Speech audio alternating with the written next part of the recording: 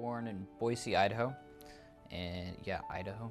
Treasure Valley, yeah, it was a good place. It's pretty much imagine Helsinki, but it's with mountains, and so it's right in the valley. So that was exciting growing up, and I was in Boy Scouts, and I was Eagle Scout, and really lots of nature stuff, and yeah, hobbies.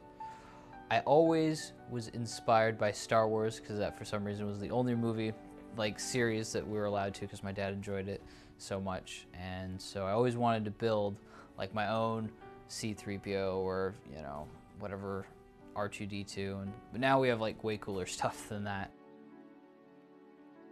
During 2000, I want to say 3 to 2005, no, probably something more like 7, to Virginia. And that was the first time I encountered, because Virginia, the northern part, Richmond area, where we ended up, it's kind of Richmond, Manassas area, right south of DC. So I got to soak in. Anyways, Micron had a plant there. My dad ended up going there for a year, and we ended up staying for 3 years. So we moved the entire family there, and that area is, there's a lot of military stuff there that goes on, and so the schools, the military bases, and everything, and it really just, and then having all the history as well. Mount Vernon, there we go. Mount Vernon's right there. You're going to be able to see it and just soak up all of that, and that's where I fell in love with history. And I actually thought I was going to be a history teacher at that point, from that point on, that I was going to go in. Because I'd gone camping on those same bases, Quantico base, and so I'd gone camping on those same bases as a kid, and then driving in the taxi, landing at the airport, and then seeing all these ranges, the rifle ranges and everything, and being like, wow, I've been here before. This is surreal in a way, because I'd gone when I was maybe a 11-year-old kid, and then to come back another decade later and go train on the same base that I camped out on at one point. So yeah. I remember I was watching the Hugh Hefner documentary for Playboy, and I remember watching that and being like, oh wow, like he just built this magazine. I was like, wow, that would be super cool to do. And then I was like, how do you do that now? And the obvious answer was YouTube. That's the easiest way to do it. And so after watching that show, I was like, okay, I'll just start a YouTube channel. I have all this time on my hands, working an 8-hour shift and everything, and then you have all this time to plan and everything when you have mids, so when you're working at nights. And so that's when I decided I was going to start a YouTube channel. I didn't know what it was. I didn't know what it was going to be about. I didn't know what I was going to do. I went and picked up the GoPro that I had sitting in my luggage forever, and tried to use that, and that was terrible, and just figured I might as well just use my phone. And then I taught myself how to shoot and do everything on a phone first. Bought a little shotgun mic in the side of it, started shooting, and my first channel I ever made was Money Recall. So, it is finally payday, and boom, just like that, all your money's gone. You have no clue where it went. When somebody asks you, hey, where'd your paycheck go? Why can't you pay your bills? Yeah, I went and did some stuff. Well, what'd you do? So the first camera was technically a phone. And after that, foreverly later, figuring out the ropes of YouTube and everything. So when I was first shooting my very first videos for Money Recall, those videos I had a separate room inside the embassy that I would shoot in, that I'd ask the security officer and everything that I could do that, and I'd set up blankets so that it wouldn't echo as loud, and I set up this backdrop, and I'd iron this backdrop and tape it up so it looked all perfect. And because I did all that extra work and didn't actually focus on the content, video would take me about 16 hours worth of time on average. About 2 years later, I was like, okay, I'm going to go back to, I'm going to get out of the Marine Corps, and then I'm going to go out and be an entrepreneur. So I'm going to make a YouTube channel about me being an entrepreneur. And then I moved to Finland, and I had emailed a guy that was an entrepreneur up north. He does some type of web platforming service where he helps people get their business online. And so anyways, I flew up to go and meet with this guy. And so I flew up there to Oulu. There we go.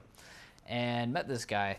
And, he thought I was like 31 or something and had some business running. And so he was, as soon as he found out that I didn't have a business or anything that he was going to be able to network with or work with, he became much less interested. But when I did go up there, he showed me his Airbnb stuff that he had going on, and he had a private plane, so we went and flew around in that. So it was a cool experience all around.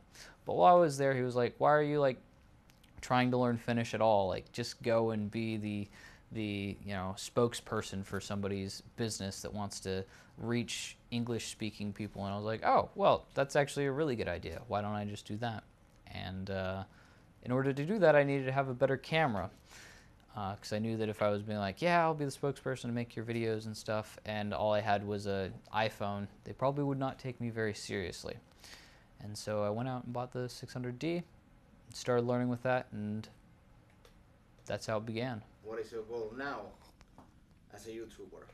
It's a work in progress, but hopefully, number-wise, the goal is 10,000 subscribers in the next 10 months.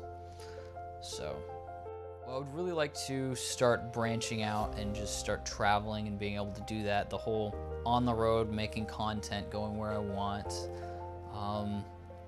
I would love to just go on the road, not have like an apartment that I have to go to or pay rent for, and then so all that money can go to going to new places and seeing new things and really exploring.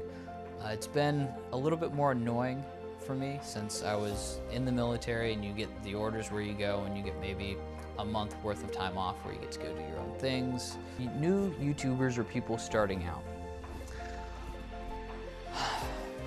So you have to make genuine content. You have to be different.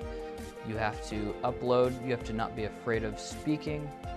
Audio is more important than the visuals. Light is more important than your camera. And the story and the content that you're shooting is a lot more important than your titles and thumbnails go a long way. It's kind of difficult to crush all the information into it all at once, I guess. But be different, be genuine. Like, YouTube doesn't need another iPhone review, but they do probably need a Eskimo scuba diving for charities.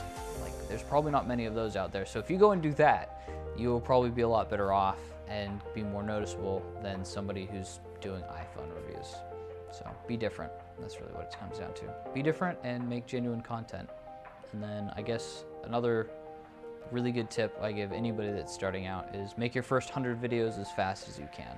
Because you don't understand YouTube unless you do that first 100 videos. And anybody that's worried about uploading their first video, don't be, because nobody's gonna watch it.